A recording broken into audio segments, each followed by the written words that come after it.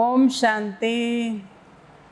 अभी हम सुनेंगे बाबा के 27/9/2021 के महावाक्य। आज की मुरली के मुख्य बिंदु। मीठे बच्चे, योग बल से ही तुम्हें अपने विकर्मों पर जीत पाकर विकर्माजीत बनना है। कैसे बनना है विकर्माजीत? योग बल के द्वारा अपने विकर्मों पर विजय प्राप्त करनी है। जितना योग में रहेंगे उतना हमारे विकर्म विनाश होते जाएंगे और हम विकर्माजीत बनते जाएंगे। प्रश्न: कौन सा ख्याल पुरुषार्थी बच्चों को भी पुरुषार्थहीन बना देता है? ऐसा कौन सा ख्याल है जो पुरुषार्थी बच्चों को पुरुषार्थहीन बनाता है? अगर किसी पुरुषार्थी को यह ख्याल आया कि अभी तो बहुत समय पड़ा है, पीछे गैलप कर लेंगे, परंतु बाप समझाते हैं, बच्चे मौत का समय निश्चित थोड़ा ही है, कल कल करते मर जाएंगे, तो कमाई क्या होगी?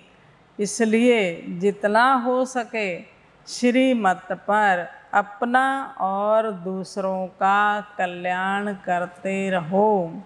समय का सोच कर पुरुषार्थहीन मत बनो। तो आज बाबा ने अंडरलाइन कराया कि कभी भी ये नहीं सोचना कि अभी तो बहुत समय पड़ा है, बाद में पुरुषार्थ कर लेंगे, बाद में स्पीड तेज कर लेंगे पुरुषार्थ की और हम गैलप कर लेंगे। परंतु ऐसा सोच करके कभी भी पुरुषार्थ को छोड़ना नहीं है, पुरुषार्थ सदा करते रहना है, आगे बढ़ते रहना है। बाबा ने कहा मौत का क्या भरोसा है, आज हैं कल ना भी हों, तो क्या पुरुषार्थ नहीं किया तो क्या पद पाएंगे फिर? इसलिए बाबा ने कहा कल कल करते ख़त्म हो जाएंगे, फिर क्या रहेगा? इसलिए बाबा ने कहा, वैसे कहा भी जाता है ना, जो कल करना सो आज कर, आज करना सो अब, पल में प्रलय होएगी, काल करेगा कब। तो इसलिए कल का भरोसा नहीं है, जो करना है वो हमें तुरंत अभी करना है, ताकि हम ऊंच पद पाने के लायक भी बने। गीत ओम नमो शिवाय। ओम शांति। यह तो बच्चों को समझाया गया है कि निराकार साकार बिगर कोई कर्म नहीं कर सकते, पाठ बजा नहीं सकते। रूहानी बाप आकर ब्रह्मा द्वारा रूहानी बच्चों को समझाते हैं, योग बल से ही सतो प्रधान बनना है और विश्व का मालिक बनना है। योग बल से बाबा ने कहा आत्मा को सतो प्रधान बनाना है और दूसरा विश्व का मालिक बनना है, तो उसके लिए भी योग बल चाहिए। अगर योग नहीं है, विकर्म विनाश नहीं होंगे, तो फिर विश्व का मालिक कैसे बनेंगे? सृष्टि के आदि मध्य अंत का राज बाप ही बैठ समझाते हैं। भारत का जो देवी देवता धर्म था वह अब पराया लोप हो गया है, सिर्फ चित्र जरूर हैं। भारतवासी जानते हैं कि सतयुग में लक्ष्मी नारायण का राज्य था, बल शास्त्रों में भूल कर दी है, जो कृष्ण को द्वापर में ले गए हैं। कृष्ण तो सतयुग का फर्स्ट प्रिंस है, उसको द्वापर में दिखाया। बाप ही आकर भूले हुए को रास्ता बताते हैं, उनको कहते हैं मुक्ति जीवन मुक्ति का गाइड। शिव बाबा मुक्ति और जीवन मुक्ति का रास्ता दिखाने वाला है। सर्व को मुक्ति जीवन मुक्ति देने वाला एक ही है। भारत जब जीवन मुक्त था तो बाकी सब आत्माएं मुक्ति धाम में हैं, इसलिए उनको कहा जाता है मुक्ति जीवन मुक्ति दाता। रचयिता एक ही है, सृष्टि भी एक है, वर्ल्ड की हिस्ट्री ज्योग्राफी भी एक है, जो रिपीट होती है। सतयुग त्रेता द्वापर कलयुग, फिर होता है संगम युग। कलयुग है पतित, सतयुग है पावन। सतयुग होगा तो पहले जरूर कलयुग का विनाश होगा, विनाश के पहले स्थापना होगी। सतयुग में स्थापना नहीं होती, स्थापना तो अब संगम पर हो रही है। बाबा ने कहा सतयुग में नहीं होगी, सतयुग में तो नई दुनिया होगी। भगवान आएगा तब जब पतित दुनिया को पावन बनाना है। तो बाबा पतित दुनिया में आकर नई सतयुगी दुनिया की स्थापना करता। अब बाप सहज युक्ति बताते हैं कि देह सहित देह के सब संबंध तोड़ देही अभिमानी बन बाप को याद करो। बाप है भक्तों को फल देने वाला, भक्तों को ज्ञान देते हैं। पावन बनने के लिए सबको पावन बनाने वाला है योग। ज्ञान सागर मुख से आकर ज्ञान सुनाते हैं। श्री बाबा ज्ञान का सागर है, तो वो ब्रह्मा मुख से आकर के हम बच्चों को ज्ञान सुनाते हैं। पतितों को पावन बुलाते हैं, बाबा बनाते हैं पतितों को पावन। तो बाबा कह रहे हैं इस समय सब आत्माएं पतित बनी हुई हैं, इसलिए बाप को बुलाते हैं, क्योंकि बाप बिगर कोई भी पावन बना ना सके। अगर पतित पावनी गंगा है तो फिर पतित पावन सीताराम कहकर क्यों बुलाते हैं? लोग कहते हैं ना गंगा पतित पावनी है, गंगा में स्नान करने से पाप धुल जाते हैं। तो बाबा ने कहा फिर पतित पावन सीताराम को क्यों पुकारते हो, क्यों बुलाते हो उसको? दुख के समय पारलौकिक बाप को ही याद किया जाता है। सुख धाम में कोई परमात्मा को याद नहीं करता। याद कब किया जाता है? दुख के समय। कहते हैं ना दुख में सिमरण सब करे, सुख में करे ना कोई। जो सुख में सिमरण करे उसे दुख काहे को होए।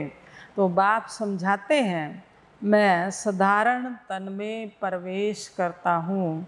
मैं जिस तन में प्रवेश करता हूँ यह अपने जन्मों को नहीं जानते हैं।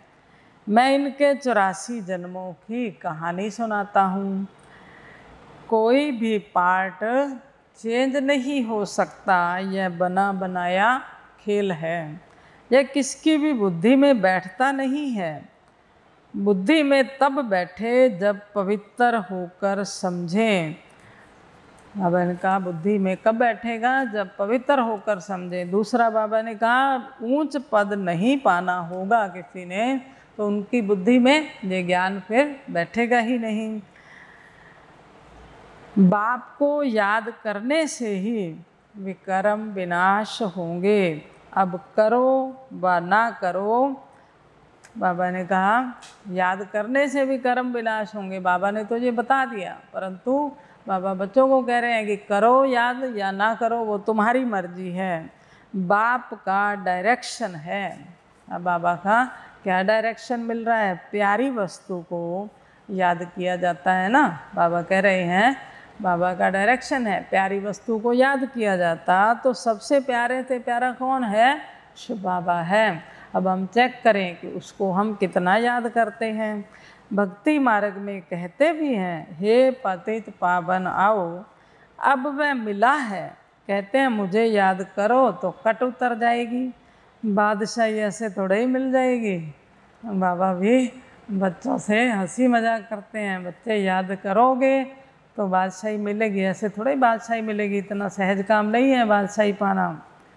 याद में थोड़ी मेहनत है। बहुत याद करने वाले ही कर्मातीत अवस्था को पा लेते हैं। पूरा याद ना करने से विकर्म विनाश नहीं होंगे। योग बल से ही विकर्माजीत बनना है। बादशाही भी योग बल से ही पाएंगे और बाबा ने कहा विकर्म भी विनाश होंगे। शिव भगवानुवाच भूलें तो सबसे होती रहती हैं। बाबा ने कहा भूलें करते रहते हैं हम। तो बाबा कहते सबसे होती है। मैं आकर सबको अभूल बनाता हूँ। भारत के जो भी शास्त्र हैं यह सब भक्ति मार्ग के हैं। बाप कहते हैं मैंने जो कुछ कहा था वह किसको भी पता नहीं है। जिन्होंने मेरे द्वारा सुना उन्होंने 21 जन्मों की प्रारब्ध पाई। फिर ज्ञान प्रायः लोप हो जाता है। तुम ही चक्कर लगाए फिर यह ज्ञान सुन रहे हो। तुम जानते हो हम सैपलिंग लगा रहे हैं मनुष्य से देवता बनने का। यह देवी झाड़ का सैपलिंग हम कलम लगा रहे हैं नई दुनिया की देवी झाड़ की। वे लोग तो उन झाड़ों का कलम लगाते हैं, वन महोत्सव मनाते हैं, झाड़ लगाते हैं, पेड़ लगाते हैं, बाप आकर कंट्रास्ट बताते हैं। तुम दिखाते भी हो कि उन्हों का क्या प्लान है, दुनिया वालों का क्या प्लान है और तुम्हारा क्या प्लान है। वो लोग क्या प्लान करते हैं, फैमिली प्लानिंग करते हैं कि दुनिया बढ़े नहीं। बाप तो बहुत अच्छी सहज युक्ति बताते हैं, अनेक धर्म विनाश हो जाएंगे, एक देवी देवता धर्म की फैमिली स्थापन हो जाएगी। सतयुग में एक ही आदि सनातन देवी देवता धर्म की फैमिली थी और अनेक फैमिलियां वहाँ थी नहीं। इस समय भारत में देखो कितनी फैमिलीज हैं, गुजराती फैमिली, सिख फैमिली। वास्तव में भारत की एक ही फैमिली होनी चाहिए। बहुत फैमिली होंगी तो ज़रूर खिटपिट होगी, लड़ाई झगड़ा भी ज़रूर होगा अगर ज़्यादा फैमिलीज होंगी। फिर सिविल वार हो जाती है, फैमिली में भी सिविल वार हो जाती है।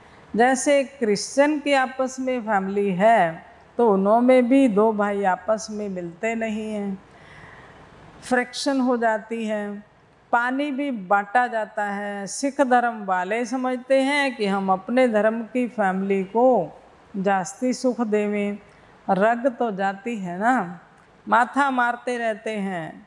जब अंत का समय आता है तब आपस में लड़ने लग पड़ते हैं, विनाश तो होना ही है। बाबा ने कहा महामारी महाविनाश की तैयारियां हो रही हैं, ये सब निमित्त बनेंगे, कारण तो बनेगा ना कोई ढेर बम्स बनाते रहते हैं। लड़ाई बड़ी जब लगी थी तो 2 बम छोड़े थे, जब हिरोशिमा और नागासाकी पर 2 बम छोड़े गए बाबा ने कहा, तो अभी तो देखो कितने ढेर बम बनाए हैं। तो उस समय की भूमि आज तक भी बंजर भूमि है, वो उपजाऊ नहीं हो पाई है, केवल 2 बम गिरे। तो बाबा ने कहा अब तो ढेरों बम तैयार पड़े हैं। अब कलयुग विनाश के लिए यह महाभारी महाभारत लड़ाई है। कल पहले माफिक जो विघ्न पड़ने होंगे वह जरूर पड़ेंगे। यह बना बनाया ड्रामा है। बाबा ने कहा ये यज्ञ है, इसमें विघ्न भी पड़ते हैं, जो कल पहले पड़े वो अब भी पड़ेंगे। हम बांधे हुए हैं। शिव बाबा कहता है मैं भी इस ड्रामा के बंधन में बंधा हुआ हूँ। याद की यात्रा कभी भूल नहीं जानी चाहिए। जो बाबा हमें याद की यात्रा सिखलाते हैं तो बाबा कह रहे हैं उसको कभी भूलना नहीं चाहिए। गीत है ना, रात के राही थक मत जाना। रात पूरी हो, दिन आने वाला है, आधा कल पूरा हुआ, अब सुख शुरू होगा। सतयुग त्रेता दिन और द्वापर कलयुग है रात। तो बाबा ने कहा ये रात अब पूरी हुई। कृष्ण को कभी सर्वशक्तिवान नहीं कह सकते, वह तो पूरे 84 जन्म लेते हैं, इसलिए गीता में वह ताकत नहीं रही है। तो अब बाप हम सब मनुष्य मात्र का कल्याण कर रहे हैं। तो बाबा अब हम बच्चों का करके सबका, सारी मनुष्य सृष्टि का कल्याण कर रहे हैं। तुम कहते हो कि शिव शक्तियाँ ब्रह्मा कुमार कुमारियाँ ही श्रेष्ठाचारी दुनिया स्थापन करेंगे। परमपिता परमात्मा की श्रीमत पर कल पहले माफिक 5000 वर्ष पहले भी श्रेष्ठाचारी दुनिया थी। यह बुद्धि में बिठाना चाहिए। मुख्य पॉइंट्स जब बुद्धि में धारण होंगी तब याद की यात्रा में रहेंगे। श्रीमत पर हर एक को अपना कल्याण करना है, अपनी जांच करनी है कि कितना बाप को याद करता हूँ। अपनी चेकिंग करनी है कि मैं कितना समय बाबा को याद करता हूँ और कितनी बाप की सर्विस करता हूँ। रूहानी खुदाई खिदमतगार तुम हो ना। हम शिव बाबा के साथ हम बच्चे भी मददगार हैं। तो बाबा कह रहे तुम रूहानी खिदमतगार हो, खुदाई खिदमतगार। तो क्या चेकिंग करनी है अपनी, कितना समय बाबा को याद करता हूँ, कितना मैं रूहानी सेवा करता हूँ, हम कितने उस खुदा के साथ कितनी खिदमत करते हैं। तुम रूहों को सैल्वेज करते हो। रूह पतित से पावन कैसे बने, उसकी युक्ति बताते हैं बाबा। युक्तियाँ तो बताते हैं कैसे आत्माएं पतित से पावन बने। कृष्ण को याद करने से वे कर्म विनाश नहीं होंगे। वह तो प्रिंस था, उसने तो प्रारब्ध भोगी, उनकी महिमा की भी दरकार नहीं। देवताओं की महिमा क्या करेंगे। हाँ, बर्थडे तो सब मनाते, यह कॉमन बात है। बाकी उन्होंने क्या किया, सीढ़ी तो उतरते ही आते हैं ना, देवताएं सीढ़ी नीचे उतरते आते हैं। अच्छे व बुरे मनुष्य तो होते हैं, हर एक का पार्ट अपना अपना है। यह बेहद की बात है। बाप समझाते रहते हैं, बच्चे मेहनत करो, सबको बाप का परिचय दो, तो बाप से बुद्धि योग जुट जाए। क्या काम करें, तो बाबा से हमारा बुद्धि योग जुट जाए। सबको बाबा का परिचय देते रहो, मेहनत करते रहो। याद की तो बाबा का बुद्धि योग जुट जाएगा। बाप कहते हैं सभी को कहो पवित्र बनो, तो मुक्ति धाम में चले जाएंगे। दुनिया को थोड़ा ही पता है कि महाभारत लड़ाई से क्या होगा। यह यज्ञ रचा है क्योंकि नई दुनिया चाहिए। हमारा यज्ञ पूरा होगा तो सब इस यज्ञ में स्वाहा होना है। अच्छा, मीठे मीठे सिक्की लदे बच्चों प्रति माता पिता बाप दादा का याद प्यार और गुड मॉर्निंग। रूहानी बाप की रूहानी बच्चों को नमस्ते। हम रूहानी बच्चों की रूहानी बाप दादा को नमस्ते जी, नमस्ते जी। सदा रहेंगे हंसते जी। वाह बाबा वाह, शुक्रिया बाबा शुक्रिया। आज की वाणी का धारणा के लिए मुख्य सार, पहला पॉइंट है सच्चा सच्चा खुदाई खिदमतगार बन, सभी रूहों को सैल्वेज करने की सेवा करनी है। बाबा कह रहे सबको पार लगाने की सेवा करनी है, सबका कल्याण करना है, सबको बाप का परिचय देना है, सबका कल्याण करना है, सबको बाबा का परिचय देना है, रूहों को सैल्वेज करने की सेवा करनी है। दूसरा, प्यारे से प्यारी वस्तु बाप को प्यार से याद करना है, बने बनाए ड्रामा पर अटल रहना है, विघ्नों से घबराना नहीं है। वरदान, मैंपन के बोझ को समाप्त कर प्रत्यक्ष फल का अनुभव करने वाले बालक सो मालिक भव। बाबा कह रहे हैं मैंपन के बोझ को समाप्त कर प्रत्यक्ष फल का अनुभव करने वाले बालक सो मालिक भव। तो मैंपन का बोझ जब खत्म हो गया तो प्रत्यक्ष फल खुशी मिलेगी। तो बाबा कह रहे हैं जब प्रत्यक्ष फल का अनुभव करेंगे तो बालक सो मालिक। तो बाबा हम बच्चों को कह रहे हैं कि जब किसी भी प्रकार का मैंपन आता है तो बोझ सिर पर आ जाता है, अपने ऊपर जिम्मेवारी रखते, ये मेरा काम है, मेरे बिना तो ये हो ही नहीं सकता, मेरे बिना भाषण कौन करेगा, मेरे बिना इतना बड़ा कारोबार कौन करेगा। तो बाबा ने कहा बोझ सिर पर आ जाता, लेकिन जब बाप ऑफर कर रहे हैं, शिव बाबा ऑफर कर रहे हैं कि सब बोझ मुझे दे दो, तो आप सिर्फ नाचो उड़ो।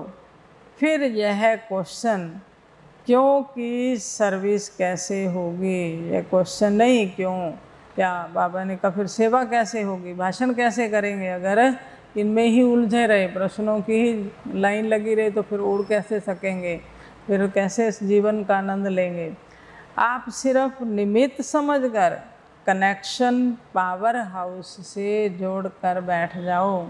अगर कोई पेपर आ भी गया तो उसमें भी बाबा ने कहा क्या करना है, निमित्त समझकर कनेक्शन उस पावर हाउस से जोड़कर बैठ जाओ। दिल शिकस्त नहीं बनो, तो बाप दादा सब कुछ स्वतः करा देंगे। बालक सो मालिक समझकर श्रेष्ठ स्टेज पर स्थित रहो।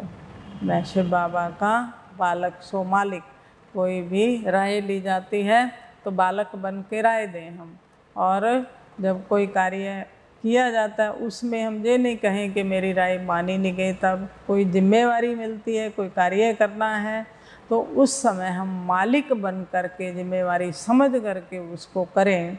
तो बाबा ने कहा दिल शिकस्त होकर के नहीं बैठना। तो बाबा बालक सो मालिक समझकर श्रेष्ठ स्टेज पर स्थित होकर रहो, तो प्रत्यक्ष फल की अनुभूति करते रहेंगे। तो सदा प्रत्यक्ष फल की अनुभूति खुशी होगी, तो बाबा इनको उसका अनुभव करते रहेंगे। तो क्या वरदान मिला? मैंपन के बोझ को समाप्त कर प्रत्यक्ष फल का अनुभव करने वाले बालक सो मालिक भव। स्लोगन: ज्ञान दान के साथ गुण दान करो। ज्ञान दान के साथ साथ गुण दान करो तो सफलता मिलती रहेगी। तो कर्म के द्वारा हमें गुणों का दान करना है, तो हर कार्य में सफलता मिलती रहेगी। ज्ञान दान भी करना है, लेकिन कर्मणा के द्वारा गुणों का दान भी करना है। अच्छा, ओम शांति, ओम शांति।